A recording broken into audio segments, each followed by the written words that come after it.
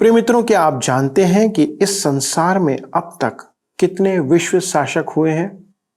हो सकता है कि आपकी जानकारी सही हो, पर यह भी हो सकता है कि आपकी जानकारी उपयुक्त ना हो। बाइबल के अनुसार यदि आप जानना चाहते हैं तो आप मेरे साथ इस अध्ययन में शामिल हो जाइए और जानिए कि अब तक संसार में कितने विश्व शासक हुए हैं और उन्होंने क्या क्या कार्य किया है। तो आइए मेरे साथ इस अध्ययन में शामिल हो जाइए।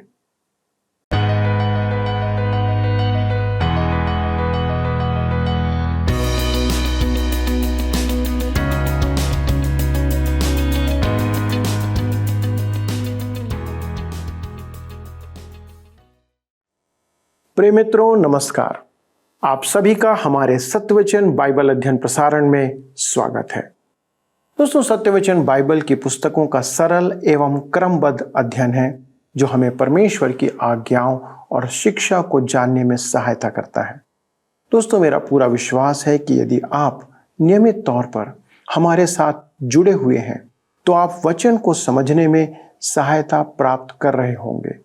जैसे कि आपको याद होगा कि हम दानियल की पुस्तक का अध्ययन इस समय कर रहे हैं जो भविष्यवाणियों का संग्रह है। दोस्तों, हम आज पुनः यह देखेंगे कि परमेश्वर ही संसार में प्रभुता करता है या प्रभुता प्रदान करता है। चाहे राजा हो या रंग, वे परमेश्वर के द्वारा ही नियुक्त किए जाते हैं। इसलिए वचन हमें यह शिक्षा देता है कि हमें अपने शासकों, प्रधानों और अन्य राजनयिकों को या उनके लिए प्रार्थना करते रहना चाहिए।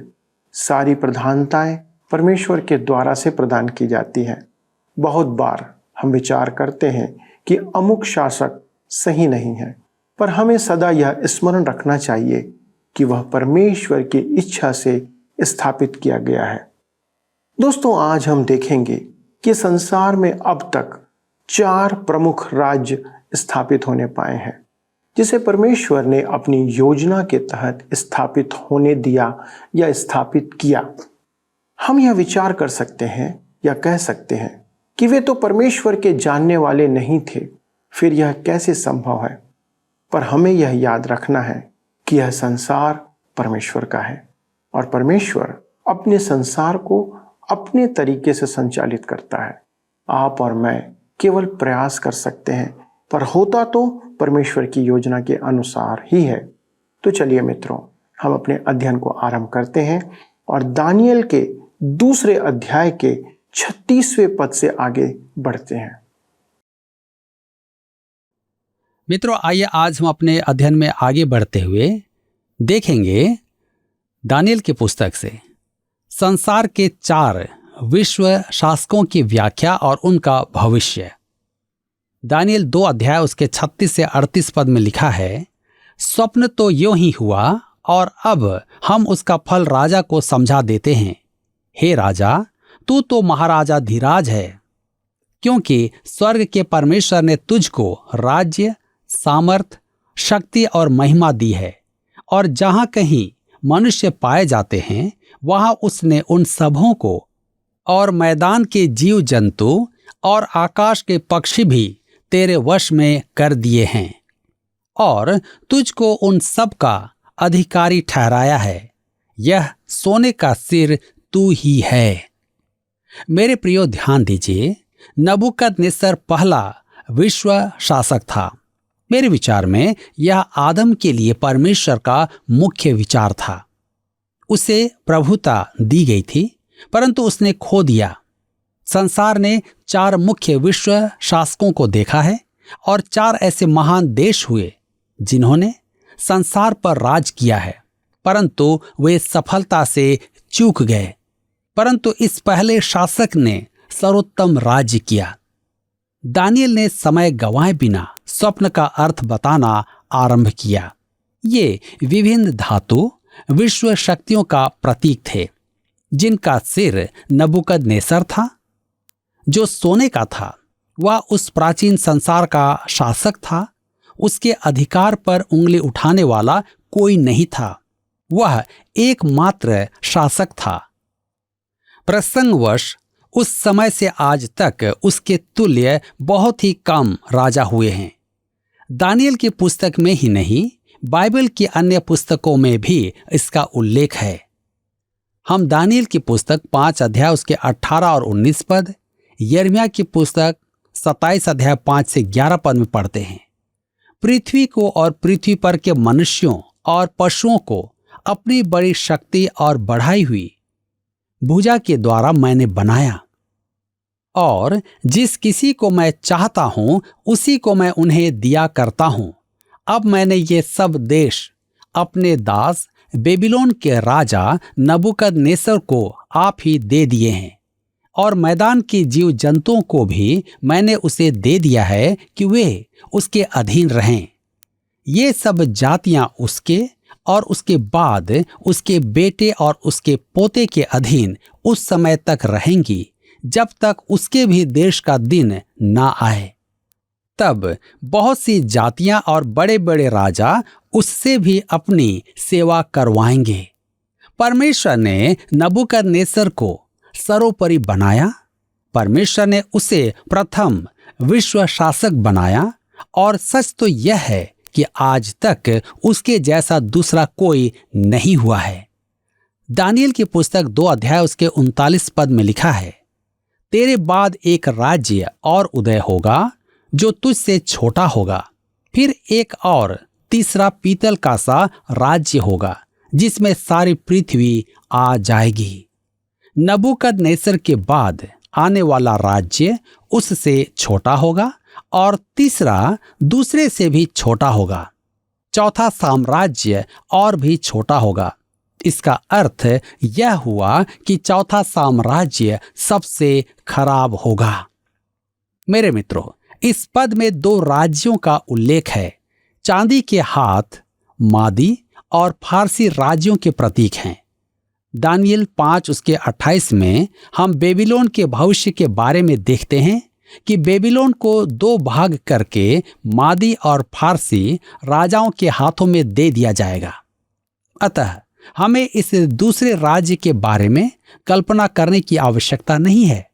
स्मरण रखें कि दानियल इन दोनों राज्यों में रहा था। दानियल 6 उसके 8 पद में हम पढ़ते हैं, इसलिए अब हे राजा ऐसी आज्ञा दे और इस पत्र पर हस्ताक्षर कर जिससे यह बात मादियों और फारसियों की अटल व्यवस्था के अनुसार बदली न जा सके। तीसरा राज्य पीतल का राज्य होगा और उसमें सारी पृथ्वी आ जाएगी। यह राज्य यूनान और मकिदुनिया का होगा, सिकंदर महान का। ध्यान देने की बात यह है कि यहाँ 5वां राज्य है ही नहीं, केवल 4 राज्य हैं। आज हम चौथे राज्य के युग में हैं। दानियल की पुस्तक 2 उसके 40 से 43 पद में लिखा है, चौथा राज्य लोहे के तुल्य मजबूत होगा। लोहे से तो सब वस्तुएं चूर चूर हो जाती और पिस जाती हैं, इसलिए जिस भांति लोहे से वे सब कुचली जाती हैं, उसी भांति उस चौथे राज्य से सब कुछ चूर चूर होकर पिस जाएगा। तूने जो मूर्ति के पांवों और उनकी उंगलियों को देखा, जो कुछ कुम्हार की मिट्टी की और कुछ लोहे की थी, इससे वह चौथा राज्य बटा हुआ होगा, तो भी उसमें लोहे का सा कड़ापन रहेगा, जैसे कि तूने कुम्हार की मिट्टी के संग लोहा भी मिला हुआ देखा था। जैसे पांव की उंगलियां कुछ तो लोहे की और कुछ मिट्टी की थी। इसका अर्थ यह है कि वह राज्य कुछ तो दृढ़ और कुछ निर्बल होगा। तूने जो लोहे को कुम्हार की मिट्टी के संग मिला हुआ देखा, इसका अर्थ यह है कि उस राज्य के लोग एक दूसरे मनुष्य से मिले जुले तो रहेंगे, परंतु जैसे लोहा मिट्टी के साथ मेल नहीं खाता, वैसे ही वे भी एक न बने रहेंगे। मेरे मित्रों, यह धर्मशास्त्र का एक अनुपम पद है। पहले 3 राज्यों की अपेक्षा इस चौथे राज्य पर अधिक ध्यान दिया गया है। इस राज्य की व्याख्या में दानियल ने 4 पदों का विवरण दिया है, जबकि दूसरे और तीसरे राज्य की व्याख्या में एक ही पद 39 लिखा गया है। मादी, फारसी और यूनानी राज्य। चौथा राज्य अंतिम दिनों का राज्य है। आपको स्मरण होगा कि दानियल ने नबूकदनेस्सर से कहा था कि उस मूर्ति का उद्देश्य यही था। परमेश्वर उस मूर्ति के उदाहरण से मूर्ति पूजक नबूकदनेस्सर द्वारा अंतिम दिनों पर से पर्दा उठा रहा था। वह विश्व शासक था और वह सोच रहा था कि उसका अंत क्या होगा। मेरे मित्रों, हम अंतिम दिनों के समय में वास करते हैं और यह प्रश्न आज तक बना हुआ है कि यह संसार कहां जा रहा है। हम इस मूर्ति पर फिर से ध्यान दें। यह एक विशाल मूर्ति थी जो भयावह थी। मेरे विचार में वह उस संपूर्ण बेबीलोन में सबसे ऊंची दिखाई दी होगी। वह धातुओं से बनी हुई थी जिसका सिर सोने का था। सोने का सिर बेबीलोन का प्रतीक है। उसका वक्ष और भुजाएं चांदी की थी जो मादी फारसी राज्य है। पीतल यूनानी राज्य का प्रतीक है। पैर लोहे के थे अर्थात वह रोम है। उसके पांव मिट्टी के थे जो रोमी साम्राज्य के अंतिम रूप का प्रतीक है। यह मूर्ति 4 राज्यों को प्रकट करती है और उनके विषय में अनेक अवलोकन किए गए हैं। एक राज्य से दूसरे राज्य में घटी आती जा रही थी और इसे विभिन्न राज्यों द्वारा प्रकट किया गया है जो आज के दार्शनिक विचारों से मेल नहीं खाता है। हमारे विचार में हम दिन प्रतिदिन उन्नति किए जा रहे हैं। विकास का क्रम बढ़ता ही जा रहा है। कहा जाता है कि हम अधिक विकसित मनुष्य हैं। मनुष्य तो स्वभाव से ही सदैव अपनी पीठ थपथपाता आया है, परंतु यह उन्नति की अपेक्षा अवनति हो रही है। प्रत्येक राज्य अपने पूर्व के राज्य से अधिक गिरा हुआ है। यह उस प्रतिमा में अनेक रूपों में प्रकट है। पहला हम देखते हैं धातु की गुणवत्ता। सोना चांदी से अधिक उत्तम है और पीतल लोहे से अधिक उत्तम है तथा लोहा मिट्टी से अधिक उत्तम है। दूसरा, धातु का अपेक्षित घनत्व। प्रत्येक धातु दूसरी से अधिक निम्न दर्जे की है। ट्रेजलिस एक विद्वान था जिसने इस बात पर ध्यान आकर्षित करवाया था।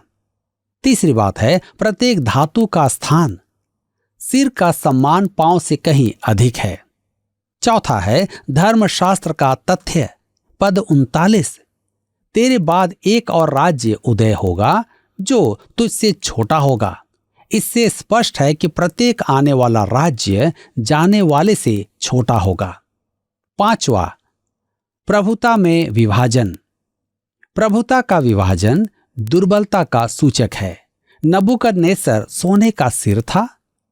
उसके बाद आने वाले मादी फारसी राज्य को 2 हाथों से प्रकट किया गया है अर्थात 2 भाग, परंतु बेबीलोन के 2 भाग नहीं थे। इसी प्रकार से यूनानी राज्य सिकंदर महान के समय एक था, परंतु उसके बाद 4 भागों में विभाजित हो गया। रोमी साम्राज्य अर्थात मूर्ति की टांगे भी 2 थी, परंतु उसके पांव में 10 उंगलियां थी जो लोहे और मिट्टी से बनी थी। परंतु यहां पर एक बात पर ध्यान दे, एक पत्थर भी उसे स्वप्न में दिखाई दिया था। इस पत्थर ने प्रतिमा को चूर चूर कर दिया था। यह प्रभु यीशु है जो इस संपूर्ण पृथ्वी पर राज करेगा और सोने के सिर से कम या छोटा नहीं होगा। मेरे मित्रों, हम देख रहे हैं कि नबूकदनेस्सर के स्वप्न की मूर्ति में 4 राज्य थे जो हर एक पिछले राज्य से छोटे थे क्योंकि वे विभाजित थे।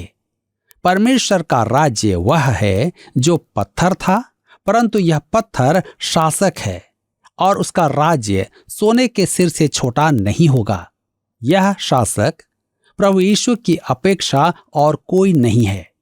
वह संपूर्ण पृथ्वी पर राज्य करेगा और किसी मनुष्य से मार्गदर्शन की याचना नहीं करेगा। जी हाँ, यदि आज आप उसे ग्रहण करने का निर्णय नहीं लेंगे तो आप कभी भी उसके राज्य में प्रवेश नहीं कर पाएंगे। यह उसका संसार है, उसी ने इसकी रचना की है।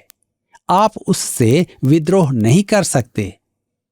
परमेश्वर के पास हमें इस पृथ्वी पर से हटा देने का पूरा अधिकार है। हम चींटी को घर से निकाल देते हैं, यह हमारा अधिकार है, परंतु परमेश्वर का अधिकार तो परम अधिकार है।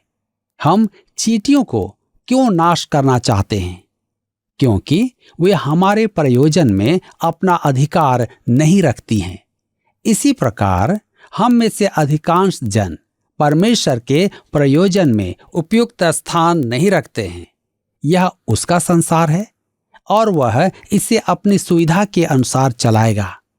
जी हाँ, परमेश्वर का शासन एक ऐसा कठोर शासन होगा जिसे संसार ने शायद पहले कभी ना देखा होगा। मेरे विचार में तो उस समय उसकी अनुमति के बिना मुर्गा भी बांग नहीं देगा। प्रभु यीशु एकमात्र शासक होगा और यदि आप उसे दंडवत करना स्वीकार ना करें तो मेरे विचार में आप उसके उस राज्य में रहना भी नहीं चाहेंगे जो वह इस पृथ्वी पर स्थापित करेगा। यह तो अच्छा है कि शायद उसके पास ऐसे मनुष्यों के लिए कोई अन्य स्थान है, क्योंकि ऐसों का यहाँ रहना आनंददायक नहीं होगा। उन्हें यहाँ लेश मात्र भी आनंद प्राप्त नहीं होगा। परमेश्वर के शासन में एक ही राज्य की संपूर्ण प्रभुता होगी। उसी की इच्छा सर्वोपरि होगी और उसे सबको मानना होगा। अतः आपके और मेरे लिए यह उचित है कि हम उसे दंडवत करना अभी से सीख लें, उसकी प्रभुता स्वीकार करना सीख लें। एक दिन तो वह अवश्य सब कुछ अपने अधीन कर लेगा। आगे बढ़ने से पूर्व हम एक और बात पर ध्यान देंगे। रोम के बाद कोई भी विश्व शक्ति उदय नहीं हुई है। रोमी साम्राज्य अंतिम था और अंत के दिनों में भी वह रहेगा। वास्तव में वह आज भी अस्तित्व में है। इस राज्य के सारे शासकों का अंत बाहर के दुश्मनों के द्वारा किया गया और किसी भी विरोधी ने रोम का सर्वनाश नहीं किया। हून राजा अत्तिला ने आकर नगर को नष्ट तो किया था, परंतु जो उसने वहां देखा उससे वह ऐसा आश्चर्यचकित हुआ कि उसे उस नगर की व्यवस्था करने पर आत्मविश्वास नहीं रहा और वह अपने बर्बर साथियों को लेकर वहां से चला गया। रोमी साम्राज्य भीतर से नष्ट हुआ था। किसी बैरी ने उसको नष्ट नहीं किया था। आज रोम यूरोप के महान देशों में से एक है। इटली, फ्रांस, इंग्लैंड, जर्मनी और स्पेन सब एक समय रोमी साम्राज्य के भाग थे। रोम का कानून और उसकी भाषा आज भी है। आज वहां लातीनी भाषा बोली तो नहीं जाती है, परंतु फ्रांसीसी व स्पेन की भाषा आदि को समझने के लिए उसका आधारभूत ज्ञान आवश्यक है। उसकी युद्ध की आत्मा भी आज जीवित है। जिस दिन से रोमी साम्राज्य अलग अलग देशों में विभाजित हुआ, उसी दिन से यूरोप युद्ध में व्यस्त है। आज यूरोप में क्या हो रहा है? आज उसमें एक मनोवैज्ञानिक प्रवृत्ति जन्म ले रही है। वहां का युवा वर्ग इटली वासी या जर्मनी वासी कहलाना नहीं चाहता है। वह अपने आप को यूरोप वासी कहलवाना चाहते हैं। यह मानसिकता निश्चय ही आने वाले शासक का मार्ग तैयार करती है, जो भविष्य में रोमी साम्राज्य को संगठित करेगा। धर्मशास्त्र में उसे पाप का पुरुष या ख्रिस्त विरोधी कहा गया है। आज यूरोप का बाजार सार्विक है, परंतु जब तक प्रभु यीशु मार्ग की बाधा न हटा दे, तब तक वह पुरुष प्रकट ना होगा और यह सब पूरा ना होगा, क्योंकि वह शैतान का जन है। इसलिए वह तब तक प्रकट नहीं होगा जब तक कि परमेश्वर अपने लोगों को अपने नाम के निमित्त एकत्र न कर लेगा। ऐसा करने के बाद वह कलीसिया को पृथ्वी पर से उठा लेगा। परमेश्वर अपना कार्यक्रम चला रहा है, चाहे वह प्रकट हो या ना हो। अतः रोमी साम्राज्य को संगठित करने वाला आएगा। मैं इसे रोमी साम्राज्य का पुनरुत्थान नहीं कहूंगा, क्योंकि वह राज्य मरा नहीं है। नर्सरी कक्षा की एक अंग्रेजी कविता में हम्प्टी डम्प्टी दीवार पर से गिर गया था और चकनाचूर हो गया। राजा के सब कर्मियों और घोड़ों ने यथाशक्ति उसे जोड़ने का प्रयास किया, परंतु विफल रहे। इसी प्रकार रोमी साम्राज्य को संगठित करने का अनेकों ने प्रयास किया, परंतु सफल न हुए। रोम की कैथोलिक कलीसिया का भी आरंभ में यही उद्देश्य था। नेपोलियन ने भी यह प्रयास किया। जर्मनी के अनेक शासकों ने यह प्रयास किया, परंतु उसे संगठित करने वाला मनुष्य आज तक प्रकट नहीं हुआ है, क्योंकि परमेश्वर उसे प्रकाश में लाने के लिए अभी तैयार नहीं है। मित्रों, आज का अध्ययन यह प्रकट करता है कि परमेश्वर मनुष्यों से संवाद करता है। वह अपनी बातों को लोगों तक पहुंचाता है, जैसे कि परमेश्वर ने राजा नबूकदनेस्सर के या उसके स्वप्न के द्वारा एक महान संदेश दिया कि किस प्रकार संसार में राज्य स्थापित होंगे और उनका क्या होगा। नबूकदनेस्सर को शायद यह अनुभव भी नहीं रहा होगा कि जिस परमेश्वर को वह जानता भी नहीं है, वह उसे संसार के पहले विश्व शासक के रूप में स्थापित कर चुका है। दोस्तों, हमारे मनों में यह विचार और प्रश्न आ सकता है कि क्यों परमेश्वर ने ऐसा किया? क्यों परमेश्वर ने एक अन्य जाति मनुष्य को यह अवसर प्रदान किया? दोस्तों, परमेश्वर संपूर्ण संसार को यह प्रकट करना चाहता है कि वह एक पवित्र और धर्मी परमेश्वर है। वह यह भी प्रकट करना चाहता है कि कोई भी साम्राज्य ऐसा नहीं है जैसा कि परमेश्वर चाहता है। इन अवसरों के द्वारा परमेश्वर ने संसार और शासकों को अवसर दिया कि वे अपनी मन की इच्छा के अनुसार कार्य करें, और उस अवसर में परमेश्वर ने या उस अवसर में संसार और राज्य के लोगों के लिए धर्म और न्याय के साथ काम करें। दोस्तों, पर इतिहास इस बात का गवाह है कि सारे के सारे शासक और राजा असफल रहे। हमारे पास तुलना करने के लिए एक मापदंड है जिसे हम परमेश्वर के राज्य और संसार के मनुष्यों के राज्य में अंतर समझ सकते हैं। अंत में परमेश्वर एक दिन अपना राज्य स्थापित करेगा और यह प्रकट करेगा कि परमेश्वर का राज्य कैसा है।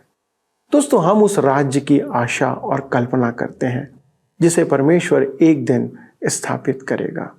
तो चलिए उसी आशा के साथ हम परमेश्वर को धन्यवाद दें और उससे प्रार्थना करें।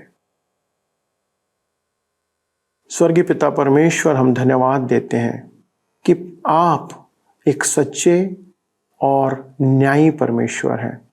प्रभु, आप सारी बातों को सही रीति से करते हैं, और इसलिए पिता परमेश्वर, जब आपने इस संसार को अवसर दिया और आपने ये प्रकट करना चाहा कि मनुष्य इस बात को अनुभव कर ले, कल्पना करे, तुलना करके देखे कि कौन सा राज्य उनके लिए उपयुक्त है जिसमें वे अच्छे से जीवन जी सकते हैं। प्रभु, हम धन्यवाद देते हैं कि आपने इन सब अवसरों के द्वारा इस संसार को यह संदेश दिया है कि हम अपने आप को आपके राज्य के लिए तैयार करें। प्रभु, अनुग्रह करें कि हमारी ये इच्छा हो, हमारे सारे दर्शकों की ये इच्छा हो कि वे आपके राज्य के वारिस होने पाएं। पिता परमेश्वर, हम इस योग्य तो नहीं हैं, लेकिन प्रभु आपका वचन हमें यह अवसर देता है कि हम हमारे उद्धारकर्ता यीशु मसीह के द्वारा से उस राज्य में शामिल हो सकते हैं। प्रभु, हमारी सहायता करिए कि हम उस राज्य में शामिल हों और उसके अनुसार ही हम एक आदर्श जीवन इस संसार में जीते रहें। प्रभु, हमारे सारे दर्शकों के लिए आपका धन्यवाद देते हैं। विनती करते प्रभु कि आप उनकी सहायता करें यदि वे किसी कारण से परेशानी में हैं, अस्वस्थ हैं, प्रभु आप उन पर अपना अनुग्रह का हाथ रखें, अपनी चंगाई उन्हें प्रदान करें, उनके दुखों को दूर करें, ताकि प्रभु वे आपकी आशीषों में भी बढ़ते चले जाएं और साथ ही आपके वचन में। धन्यवाद देते हैं पिता इस विनती को सुनने के लिए, और विनती को प्रभु यीशु क्रिस्त के नाम से मांगते हैं, आमीन। प्रिय मित्रों, आज के अध्ययन में शामिल होने के लिए बहुत बहुत धन्यवाद। आपके पत्र, आपके फ़ोन, आपके SMS, इसका हमें सदा इंतज़ार रहता है। और जी हाँ, यदि आप इस अध्ययन को फिर से देखना चाहते हैं तो YouTube में आप इसे देख सकते हैं। अगले प्रसारण में इस अध्ययन को आगे बढ़ाएंगे। तब तक परमेश्वर के अनुग्रह में बने रहें और उस आशा में धन्यवाद के साथ जीवन जीते रहें। प्रभु आपको आशीष दे। आइए अब हम प्रश्न को देखें। पिछले प्रश्न का उत्तर है D4। राजा नबूकदनेस्सर को स्वप्न में दिखाई गई मूर्ति में 4 धातुओं का समावेश था। आज के अध्ययन पर आधारित प्रश्न है, राजा नबूकदनेस्सर के स्वप्न में दिखाई गई मूर्ति के द्वारा संसार के 4 महान राज्यों को प्रकट किया गया है। आज हम किस राज्य में जी रहे हैं? A 5वें, B 4थे, C 3रे, D 2रे। मित्रों, इस प्रश्न का उत्तर हमें कल सुबह 6 बजे से पहले विकल्प A, B, C या D के साथ अपना नाम, पता, स्थान के साथ 9651433397 पर SMS या WhatsApp करें। क्या आपको यह कार्यक्रम पसंद आया? अभी हमें एक मिस कॉल करें और आप अगले विजेता हो सकते हैं।